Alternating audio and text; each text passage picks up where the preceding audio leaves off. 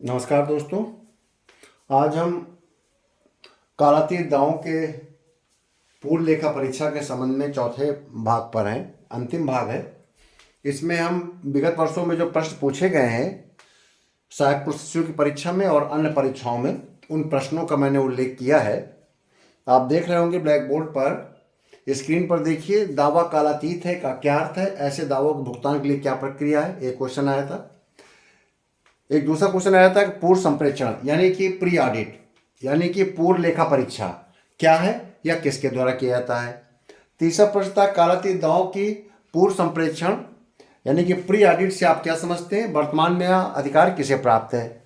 चौथा क्वेश्चन था कंटीजेंसी तथा यात्रा बिल के पूर्व संप्रेक्षण के नियमों को स्पष्ट कीजिए। पांचवा क्वेश्चन था कालातीत यात्रा भत्ता पर टिप्पणी। निम्न दावों के देय होने के लिए क्या निम्न दावों के देय होने की तिथि क्या है। क्वेश्चन नंबर 6 है यात्रा भत्ता बिल, वेतन वृद्धि, मकान किराया भत्ता, पुनः स्थापन यानी कि रीस्टेटमेंट, अवकाश वेतन, सहायक अनुदान, पुरानी तिथि से लागू दावे, आपके applicable claims from retrospective date है। अगला क्वेश्चन है वेतन संबंधी अवशेष दावों का आहरण किस नियम के अंतर्गत किया जाता है तथा प्रक्रिया क्या है। ये आपके क्वेश्चन आ चुके हैं। इन सभी क्वेश्चनों को मैंने अपने के संबंध में पिछले एपिसोड्स में आपको बहुत ही विस्तार से बता चुका हूँ। इसमें से ऐसा कोई क्वेश्चन नहीं है जिसमें कि आपको कहीं कठिनाई आनी चाहिए। तो मेरा ये मानना है कि आप इन प्रश्नों को आप सॉल्व करेंगे। पिछले 3 एपिसोड पे वीडियो में जो भी चीज़ें मैंने बताई है इसको आप अपना सॉल्व करेंगे, और इसके बाद भी आपको कोई भी समस्या आती है किसी भी इसमें से किसी प्रश्न के उत्तर में, तो आप मुझे अपने कमेंट्स बॉक्स में जाकर आप कमेंट्स करेंगे, तब मैं आपको उस प्रश्न के उत्तर के संबंध में एक नया वीडियो बनाऊंगा। तो कालातीत दावों के पूर्व लेखा परीक्षा के संबंध में आपकी कोई भी क्वेरी हो, इन जो विगत वर्षों में पूछे गए प्रश्नों के संबंध में, तो आप पूछ सकते हैं। इसके अतिरिक्त भी अगर कोई क्वेरी हो तो आप मुझे लगेगा कि उस पर एक वीडियो बनाना चाहिए तो मैं बना दूंगा। एक जो इसमें 7वां प्रश्न है वेतन संबंधी अवशेष दावों का आहरण किस नियम के अंतर्गत किया जाता है तथा प्रक्रिया क्या है। ये क्वेश्चन थोड़ा टेक्निकली कालातीत दावों के संबंध में भी है, और ऐसे जो आपका अन्य टॉपिक है सिलेबस में असिस्टेंट रजिस्ट्रार का, उससे भी संबंधित है। तो इसके बारे में थोड़ा सा आपको मैं चर्चा करूंगा, क्योंकि ये आपको थोड़ा सा अलग हटकर है। ये कालातीत दावा बोल सकते हैं इसको, और हम ये कह सकते हैं कि सैलरी एरियर बोल सकते हैं। सैलरी एरियर किसी भी परिस्थिति में हो सकता है। सस्पेंशन के कारण वेतन रुका रहता है, या किसी एसीपी की व्यवस्था या पदोन्नत के कारण विगत वर्षों का एरियर होता है, कई वर्षों का, तो उसके संबंध में अवशेष दावे को बोलते हैं कि अगर कोई अवशेष दावा रह गया है तो उस पर किस प्रकार से हम उसका निपटारा करेंगे। तो वेतन संबंधी नियमों के संबंध में ये प्रश्न आया था कि ये प्रक्रिया किस अनुच्छेद में है।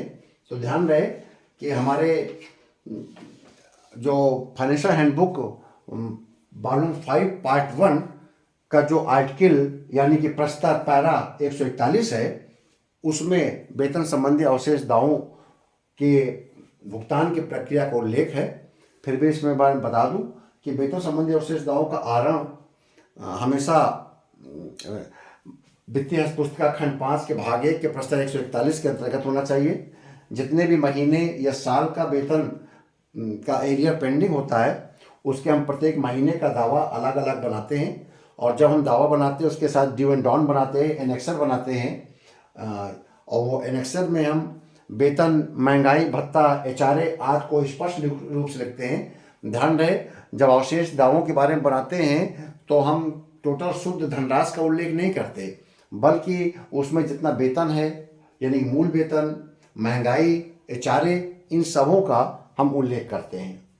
ठीक। और जब ये अवशेष दावों के संबंध में परीक्षण होता है सक्षम प्राधिकारी द्वारा किया जाता है, तब हम उसके साथ सेवा पुस्तिका, अवकाश वेतन के संबंध में वेतन वृद्धि का जो प्रमाण पत्र है वह भी संलग्न करते हैं, अनुपस्थिति का विवरण भी देते हैं, वेतन वृद्धि प्रमाण पत्र लगता है, अंतिम वेतन प्रमाण पत्र भी लगाते हैं, अगर कोई व्यक्ति निलंबित हुआ है, उसके बाद बहाल हुआ है, उसका वेतन निकाला जाना है, तो निलंबन और बहाली आदेश भी लगाया जाता है।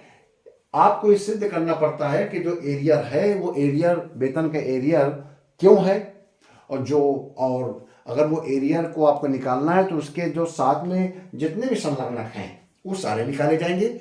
यहाँ तक कि आपका अगर ट्रांसफर हो गया किसी दूसरे कार्यालय का और वो एरियर किसी पिछले कार्यालय का है, तो वहाँ से आपको अनापत्ति प्रमाण पत्र भी लाना पड़ेगा। एक आदेश जाएगा तो वहाँ से एक लिख कर आएगा कि इस कार्यालय के द्वारा इस अवधि का, जो पदोन्नत की अवधि का एरियर या निलंबन की अवधि का एरियर इस कार्यालय द्वारा नहीं निकाला गया है। तो वहाँ से एक प्रमाण पत्र भी आएगा ताकि दोहरा भुगतान ना हो जाए, वर्तमान कार्यालय के द्वारा भुगतान ना हो जाए और पिछले कार्यालय द्वारा भुगतान ना हो जाए, तो इसलिए उसका भी उल्लेख किया जाएगा। अगर किसी पार्ट का वेतन के एरियर कोई पार्ट का भुगतान किया जा चुका है तो उसके ट्रेजरी वाउचर संख्या का भी उल्लेख करेंगे, ठीक है ना, कि और यह प्रमाण पत्र देना पड़ेगा कि ये जो धनराशि है, टोटल धनराशि है एरियर की, उसके किसी भाग का पहले आर्य नहीं किया गया है। यदि वेतन बकाया या कालातीत दावा पुराने कार्यालय से संबंधित है तो अभी जैसे मैं बताया, वर्तमान कार्यालय पुराने कार्यालय से प्रमाण पत्र लेगा कि उक्त अवधि के वेतन बकाया अवकाश वेतन का भुगतान नहीं किया गया है। जब पुराना कार्यालय इस प्रकार के प्रमाण पत्र दे देगा तो वर्तमान कार्यालय भुगतान की प्रक्रिया को पूरा करेगा। तो ये वेतन संबंधी अवशेषताओं के आहरण के संबंध में अगर आता है तो आप लिखेंगे फाइनेंशियल हैंडबुक वॉल्यूम 5 पार्ट 1 के प्रश्न 141 के अंतर्गत जो प्रक्रिया दी गई है उसके अंतर्गत उसका भुगतान किया जाता है। तो आपको ये विगत वर्षों के प्रश्न हैं, इनके उत्तर मैंने पिछले 3 एपिसोड में पूरे हो गए हैं। किसी प्रकार की कोई समस्या आती है तो उसके बारे में मुझसे चर्चा कीजिएगा। बहुत बहुत धन्यवाद।